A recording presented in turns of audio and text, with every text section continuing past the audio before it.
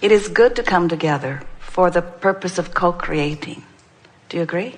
Yes. You are looking forward to taking thought beyond that which it has been before? Yes. You're looking forward to catching up with the thought that has already moved forward? Yes. You're looking forward to letting yourself be who you have already become? Yes. You're looking forward to understanding who you are? Yes. Would you like to know who we are? Well, we are not so different, because you are extensions of that which we are. We represent the non-physical group who's gathered here. You can't see them, but as the day moves forward, you will feel us. You will feel your inner being who is never far from where you are. But when you focus in an environment like this, where you hear resonant words with that which the broader part of you knows, as you listen and relax into non-resistance, or more allowing of your natural vibrational frequency, in other words, as you feel better and better, you then are able to consciously, physically feel your connection with the non-physical aspect, not only of you, but of all that we all are. You are so much more than you know here in these physical bodies. And while you are in these physical bodies, you are important to the process of all. You started out as source energy, but when you came into this body, you did not cease being source energy. You remain source energy. In fact, the larger part of you remains source energy. It's but a small part of the consciousness that is really you, that is focused into the personality that you know as you. So as you are here focused in this personality, in this magnificent being, in this leading edge, time and space, reality, meaning you decipher where you are through your physical senses, and then you proclaim it reality. You proclaim it reality usually only as far as you come into agreement. In other words, if one of you speaks of a reality that others can't see, they take you to the funny farm. The people who count reality as that which is manifested, they want it to be so stable that everyone can see it. And so if it's real, that's why they call it real. If it's real, then it's visible. Then we can see it and hear it and smell it and taste it and touch it. But if we cannot see it or hear it or smell it or taste it or touch it, then it's not real. And yet you waver in that attitude to some degree. Your dog hears and smells things that you don't want to hear or smell. And yet you don't take it to dog training classes. Oh, dog of mine, you are departing from reality and I'm worried about you. You don't announce to your neighbors, I have a very strange dog. He barks over nothing and sniffs around in places where there is nothing to smell. I've gone to that same place, got on my hands and knees and sniffed around, and I do not know what holds his interest. Come, smell here, see what you think. See what you think. You accept that your dog is more highly developed in its ability to hear and smell. You accept that the fly, although you don't talk to them often, can see. Your scientists have checked out their eyes and found them to be remarkable. And so there is a variable in the way you perceive this time-space reality. If you've ever been part of an eyewitness account of anything, you have to acknowledge that what you saw varied from what others saw. And so in some small ways, humans are beginning to understand that there is more than meets the eye to reality.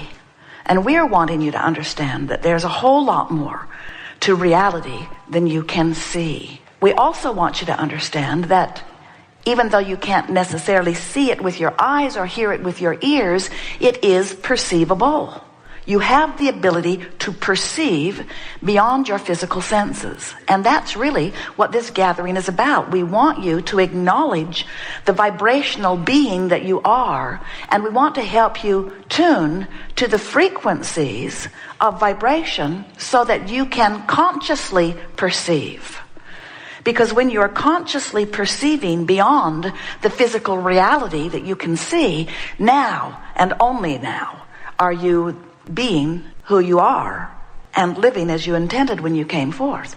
So here's the big picture. You were source energy before you came into this body, and here you came.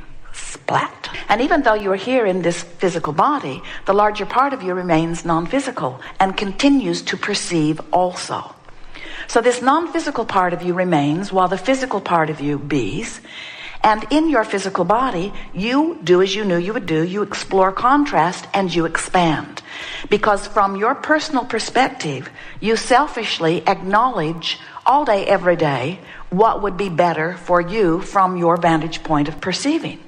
Now, it's not just you, the human, who has this brain that you focus as your perception. The cells of your body are perceiving also.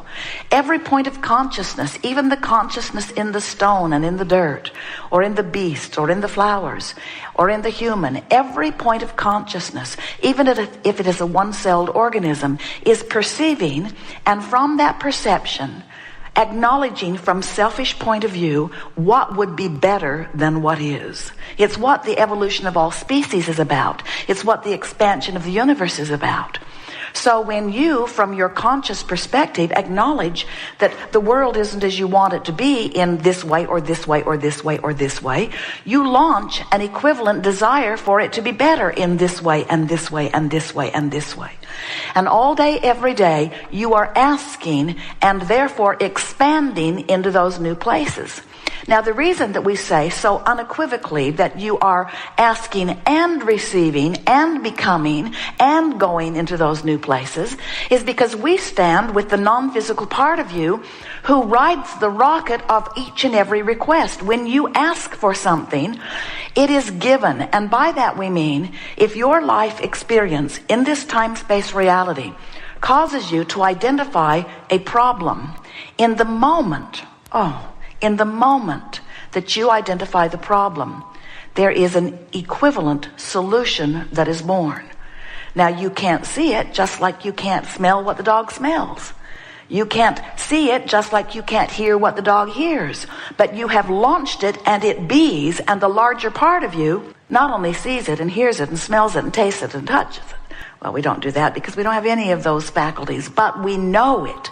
We know it, and we be it, and we be with it. That's the most important thing. In other words, the larger part of you becomes the solution to your problem in the moment you identify your problem. Don't you love that?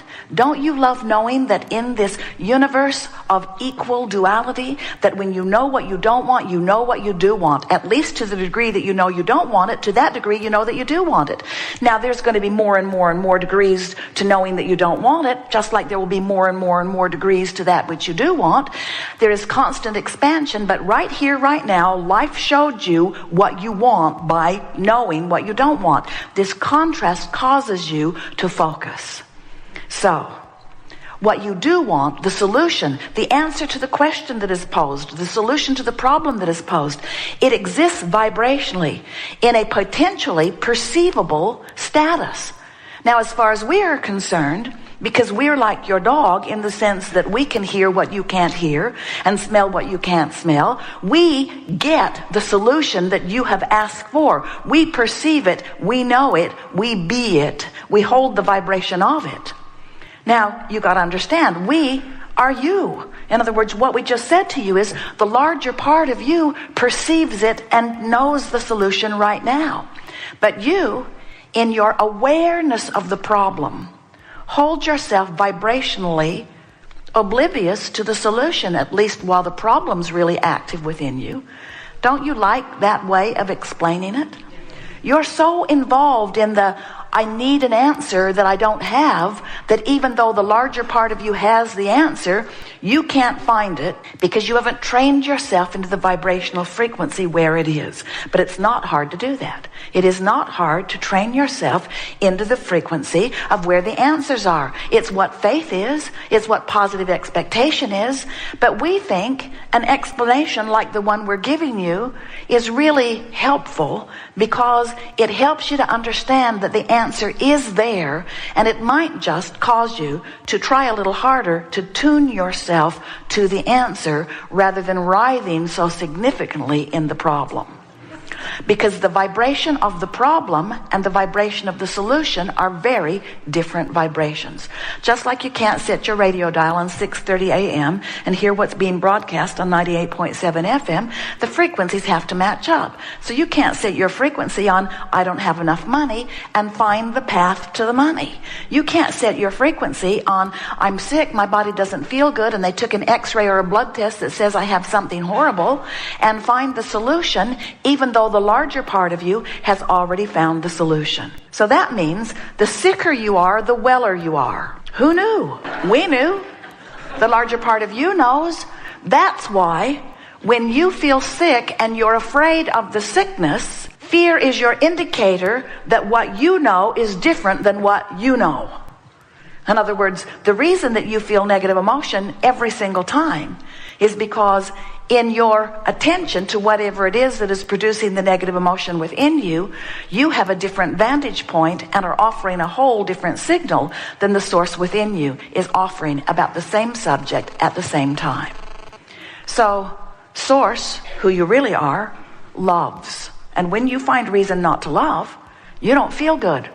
Hate or anger or blame, those emotions are your indicator that you're not smelling it like source is smelling it. You get the sense of what we're talking about. You're not seeing it the way the source sees it. And whenever your life has caused you to see something in a new way, and you keep looking at it in the old way, you don't feel good. You're not keeping up with you. So the fear you feel, the negative emotion you feel, is not because of the wrong that you are witnessing. It's because you're using that wrong as a reason to disagree with who you are. For example, when you see someone, maybe a murderer, maybe a molester, maybe a bully, when you see someone behaving that way, as you look at that, you feel awful. Source doesn't feel awful. But here's why. When you look at the bully, you are afraid for yourself, maybe, or afraid for your society. Source isn't. Source is not worried about society coming to an end because of this behavior. Now, we want you to understand, Source doesn't like the bullying. Source doesn't like the murdering. But Source doesn't focus upon those things in a way that causes disempowerment or in a way that causes an awareness of not well-being. We're not asking you to look at unwanted things that all your life you've called bad and suddenly start calling them good. That's not what the art of allowing is. We want you to focus yourself in the direction of what you believe is good. We want you to use excuses to align with who you are, not excuses to misalign with who you are. In other words, Source knows so completely the well-being because Source understands the big picture.